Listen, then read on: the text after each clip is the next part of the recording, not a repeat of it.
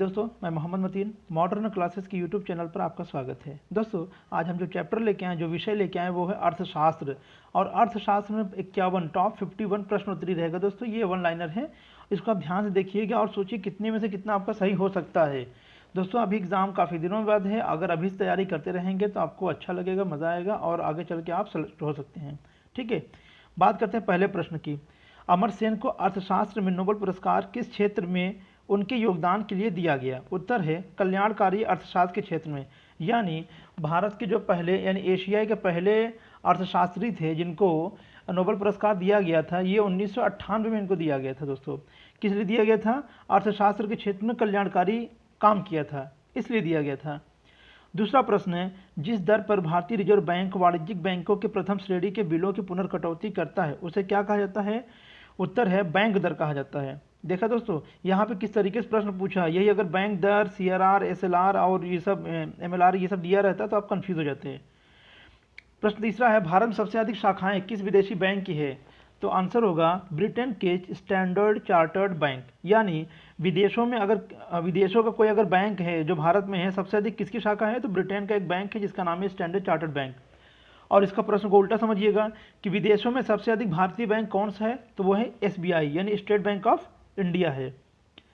प्रश्न नंबर 4 है, भारत की श्वेत क्रांति का जनक किसे कहा जाता है? तो दोस्तों, श्वेत क्रांति का जनक किसे कहा जाता है? डॉक्टर वर्गीज कुरियन को कहा जाता है। दोस्तों, इन्हीं 1770 में ये श्वेत क्रांति, जिसको ऑपरेशन फ्लड के नाम से चलाया गया था, 1970 में ही गुजरात के आनंद शहर में NDDB यानी नेशनल डेयरी डेवलपमेंट बोर्ड की स्थापना की गई, यानी 1970 में। और दोस्तों, आज भारत पूरे विश्व में लगभग दूध के मामले में अग्रणी रहता है।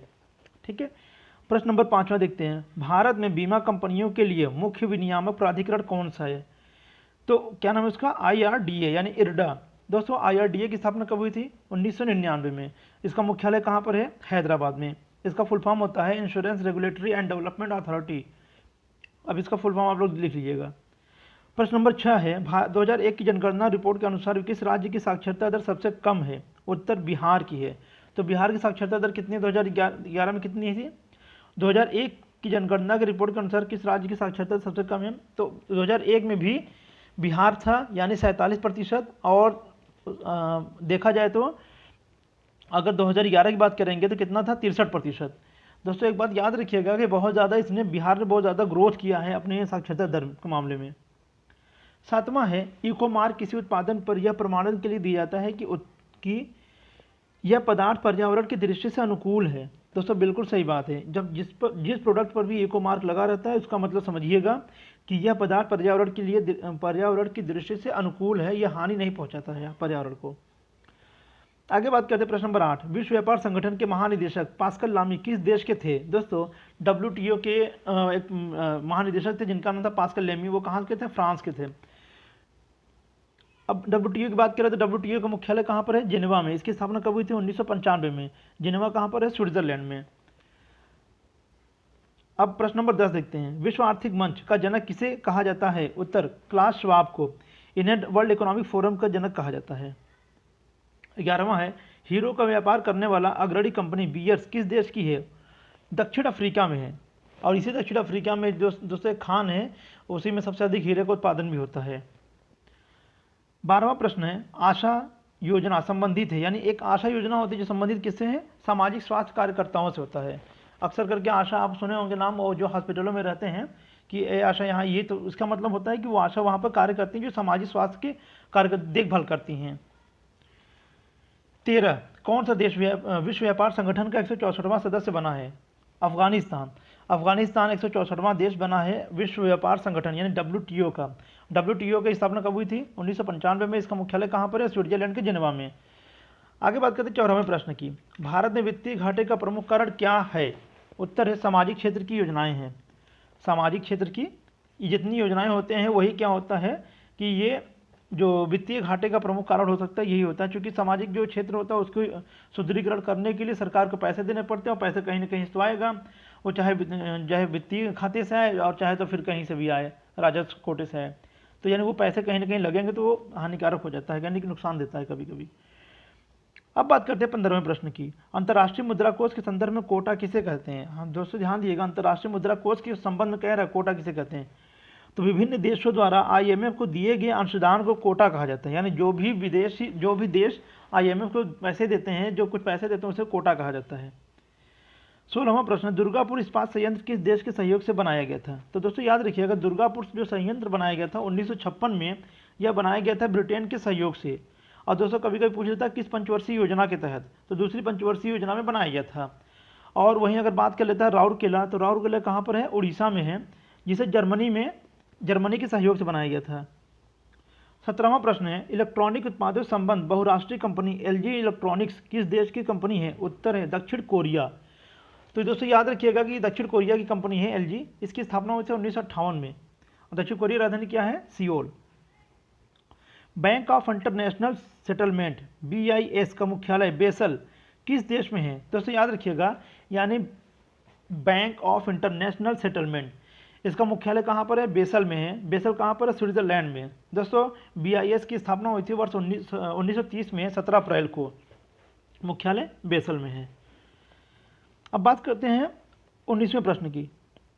राष्ट्रीय ग्रामीण रोजगार गारंटी योजना के अंतर्गत राज्यों द्वारा व्यय की गई निधि का कुल कितने प्रतिशत केंद्र द्वारा प्रदान किया जाता है? दोस्तों ध्यान दिएगा, राष्ट्रीय ग्रामीण रोजगार गारंटी योजना के अंतर्गत जितने भी पैसे उसमें खर्च होते हैं उसका 10% राज्य सरकार देती है और 90% केंद्र सरकार देती है।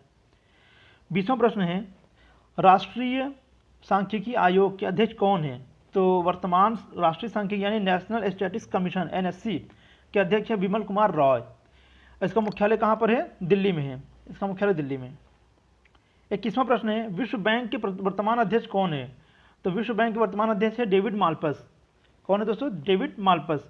और विश्व बैंक में कुल 189 देश हैं। विश्व बैंक की स्थापना हुई थी 1945 में वाशिंगटन में।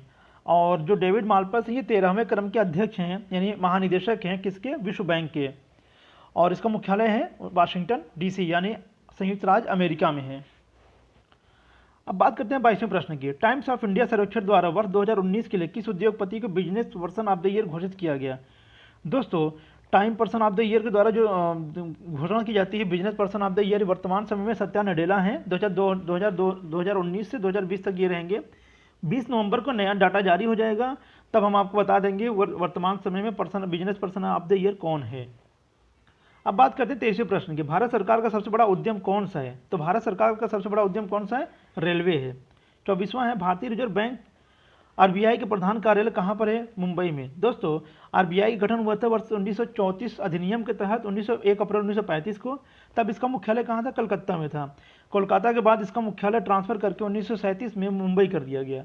तत्कालीन इसके मुख्य जो गवर्नर थे उनका नाम था ओसबर्न स्मिथ। और दोस्तों याद रखिएगा, जब पूछा जाता है कि RBI के पहले गवर्नर तो ओसबर्न स्मिथ और RBI के पहले भारतीय गवर्नर तो CD देशमुख थे। 25वां प्रश्न है, भारत में लोकप्रिय कार ब्रांड स्कॉर्पियो कारों का निर्माण कौन सी कंपनी करती है? दोस्तों बहुत बार ये प्रश्न पूछा जाता है वैसे। तो स्कॉर्पियो का जो निर्माण करती है वो महिंद्रा एंड महिंद्रा कंपनी करती है। अब बात करते हैं 26वें प्रश्न की। गिल्ट बाजार का क्या अर्थ होता है? सरकारी प्रतिभूतियों का बाजार। दोस्तों आपने सुना होगा कि नोट 10 रुपये का नोट वो जो होता है इसमें प्रतिभूति होता है। वो सब क्या होते हैं? जो स्टाम्प पेपर होता है, जो रोटरी होता है, ये सब क्या होता है? यही सरकारी प्रतिभूति होता है, जिसको हम गिल्ट बाजार कहते हैं। 27वां प्रश्न है, आर्थिक सर्वेक्षण प्रतिवर्ष संसद में कब प्रस्तुत किया जाता है? उत्तर है आगामी वर्ष के बजट के प्रस्तुतिकरण से एक दिन पहले। यानी आर्थिक सर्वेक्षण प्रतिवर्ष संसद में कब प्रस्तुत किया जाता है? आगामी वर्ष के बजट के प्रस्तुतिकरण से एक दिन पहले, यानी बजट जिस दिन पेश होता है उसके जस्ट एक दिन पहले। 28वां प्रश्न है, विश्व विकास रिपोर्ट किसका वार्षिक प्रकाशन है? उत्तर है वर्ल्ड बैंक का। यानी वर्ल्ड डेवलपमेंट रिपोर्ट कौन पेश करता है? विश्व बैंक करता है।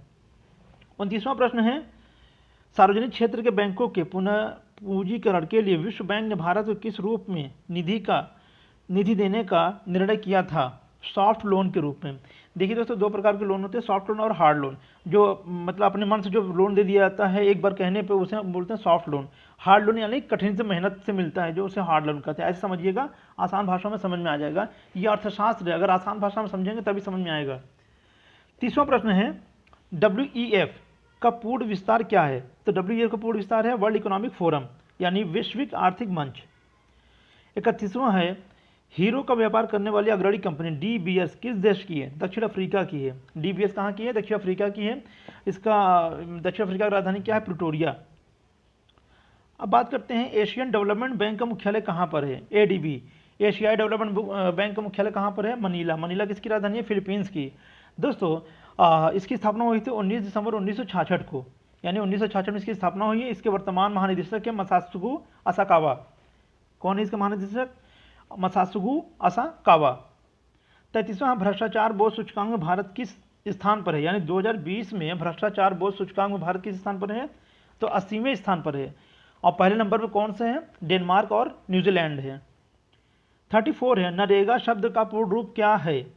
उत्तर है national rural employment guarantee act. इसका नाम बदलकर महात्मा गांधी राष्ट्रीय ग्रामीण रोजगार गारंटी अधिनियम कर दिया गया है। दोस्तों याद रखिएगा कि नरेगा की स्थापना कब हुई थी? 2 फरवरी 2006 को आंध्र प्रदेश राज्य के अनंतपुर गांव से, लेकिन 2 अक्टूबर 2009 के इसका नाम बदल के मनरेगा कर दिया गया, यानी Mahatma Gandhi national rural development guarantee act. ठीक है। अब बात करते हैं 35वें प्रश्न की। नदी घाटी परियोजनाओं को किसने आधुनिक भारत के मंदिर की संज्ञा दी थी? उत्तर है पंडित जवाहरलाल नेहरू को। पंडित जवाहरलाल नेहरू ने कहा था जितनी भी नदी घाटी परियोजनाएं हैं वो आधुनिक भारत के मंदिर के समान हैं। क्योंकि दोस्तों याद है आपको कि मंदिर में आपको क्या मिलता है? सुकून मिलता है, यानी वहाँ पे ऐसा लगता है जैसे हमको सब कुछ मिल गया है। तो वही हाल होता है जब जल हमारे पास आता रहेगा दोस्तों, इंसान जीवित रहेगा, जीवित रहेगा, सांस लेने की क्षमता रहेगी, सांस लेने की क्षमता रहेगी तो हम लोग स्वस्थ रहेंगे। इसका मतलब है हमारे देश के प्रथम प्रधानमंत्री पंडित जवाहरलाल नेहरू ने किसे कहा था? नदी घाटी परियोजनाओं को आधुनिक भारत के मंदिर की संज्ञा दी थी। 36 से बाजार अर्थव्यवस्था का प्रबल समर्थन करने वाले प्रमुख अर्थशास्त्री कौन थे? एडम स्मिथ, रिकार्डो और जेके गालब्रेथ। यानी बाजार अर्थव्यवस्था का शक्तिपूर्वक समर्थन किसने किया था? इन तीनों ने किया था। कहने को तो और लोगों ने किया था, लेकिन इन लोगों ने सबसे पहले किया था। अब बात करते हैं 37, भारत का प्रथम वित्त आयोग कब गठित किया गया? दोस्तों भारत का प्रथम वित्त आयोग गठित किया गया था 22 नवंबर 1951 को, 22 नवंबर 1951 को। और इसके तत्कालीन यानी जब स्थापित हुआ था तब इसके अध्यक्ष कौन थे? केसी नियोगी थे। और ये वित्त आयोग का उल्लेख जो किया गया अनुच्छेद 280 में किया गया है। वर्तमान इसके अध्यक्ष हैं एन.के. सिंह। अब बात करते हैं 38 की। राष्ट्रीय ग्रामीण रोजगार गारंटी कार्यक्रम अन्य रोजगार कार्यक्रमों से अलग है क्योंकि यह रोजगार की एक योजना न होकर कानूनी व्यवस्था है। दोस्तों याद रखिएगा यह एक योजना नहीं है बल्कि एक कानूनी व्यवस्था है। 39वें, राष्ट्रीय ग्रामीण रोजगार गारंटी योजना का नाम बदलकर क्या कर दिया गया है? अभी मैंने बताया आपको, महात्मा गांधी राष्ट्रीय ग्रामीण रोजगार गारंटी योजना। 40वां प्रश्न है, भारतीय जीवन बीमा निगम का मुख्यालय कहाँ है? तो मुंबई में है। LIC की स्थापना कब हुई दोस्तों? 1 सितंबर 1956 को। इसका मुख्यालय कहाँ पर है? मुंबई में। और अगर इसके महानिदेशक की बात करें तो कौन है? अध्यक्ष कौन है? MR कुमार हैं। अब बात करते हैं 41वें प्रश्न की। कंपनियों के साथ पत्रों का मूल्यांकन करने वाली संस्था क्रिसिल कौन है? क्रिसिल है। क्रिसिल का फुल फॉर्म क्या होता है दोस्तों? Credit rating and information service of India limited. इसका मुख्यालय कहाँ पर है? मुंबई में है। आइए देखते हैं 42वें प्रश्न को। अमेरिकी सबप्राइम संकट किस क्षेत्र से संबंध है? उत्तर है रियलिटी क्षेत्र से। अगर बात करता है दोस्तों अमेरिका में जो सबप्राइम संकट होता है वो किसके क्षेत्र से संबंधित है? तो रियलिटी क्षेत्र से। 43वां प्रश्न है, लोकतंत्र सूचकांक 2020 में भारत किस क्रम में है? तो दोस्तों याद रखिएगा लोकतंत्र सूचकांक में भारत का स्थान है 51वां, 51। और अगर प्रथम बात करता है तो प्रथम जो नंबर 1 पे यानी पहले नंबर पर नॉर्वे है। नॉर्वे की राजधानी क्या है? ओस्लो। ये यूरोपियन देश है। 44वां प्रश्न है, भारत में आयकर प्रारंभ करने में उत्तरदायी है कौन थे? यानी कौन उत्तरदायी थे आयकर प्रारंभ करने के लिए? तो जेम्स विल्सन, ये एक अर्थशास्त्री थे जेम्स विल्सन, इन्होंने प्रारंभ किया था आयकर। 45वां प्रश्न है, भारत के किस राज्य को भारत का सिलिकॉन राज्य कहते हैं? यानी सिलिकॉन सिटी किसे कहा जाता है? तो कर्नाटक राज्य को कहा जाता है। कर्नाटक राजधानी है बेंगलुरु। अब बात करते हैं 46वें प्रश्न की। किस अर्थशास्त्री ने अर्थशास्त्र को 2 भागों में बांटा था? दोस्तों याद रखिएगा कि रेगनर फ्रीस्ट ने अर्थशास्त्र को 2 भागों में बांटा था। एक था माइक्रो इकोनॉमिक्स यानी सूक्ष्म अर्थशास्त्र और दूसरा था मैक्रो इकोनॉमिक्स यानी वृहद अर्थशास्त्र। ठीक है। वर्ष 1933 में इन्होंने ये डेफिनेशन दिया था और इन्होंने 1933 में ही इसको 2 भागों में बांटा था। 47वां प्रश्न है, विश्वसनीय प्रतिभूतियों से क्या तात्पर्य है? तो ये विश्वसनीय प्रतिभूतियों का मतलब होता है, क्या प्रतिभूति क्या होता है दोस्तों? जितने भी स्टाम्प पेपर होते हैं, जितने भी नोट होते हैं, वो सब क्या होते हैं? प्रतिभूति होते हैं। तो अब कह रहा है कि विश्वसनीय प्रतिभूति क्या होता है? ऐसे शेयर जिन पर लगातार ऊंची दर का लाभ हो, उसे हम क्या बोलते हैं? विश्वसनीय प्रतिभूति। 48वां प्रश्न है, बैंकिंग क्षेत्र में प्रयुक्त शब्द BRA का पूरा रूप क्या है? बैंकिंग क्षेत्र में अगर BRA की बात करेंगे तो बैंकिंग रेगुलेशन एक्ट होता है। 49वां प्रश्न है, वैल्यू एंड कैपिटल किसकी रचना है? हिक्स की। ये एक अर्थशास्त्री थे जिन्होंने लिखा था वैल्यू एंड कैपिटल। अब बात करते हैं 50वें प्रश्न की, क्रिसिल केयर, इकरा ये क्या है? तो दोस्तों ये क्रिसिल केयर और इकरा ये सब क्या है? ये क्रेडिट रेटिंग एजेंसी हैं। ये सभी उत्पादों को रेटिंग करते हैं कि कौन कितने स्टार रेटिंग की है। अब दोस्तों ये रहा आज का हमारा टॉप 50 प्रश्न उत्तरी और वन लाइनर प्रश्न उत्तरी। दोस्तों इसको आगे आप शेयर कमेंट करना ना भूलिएगा। अगली वीडियो का इंतजार कीजिए, तब तक के लिए जय हिंद।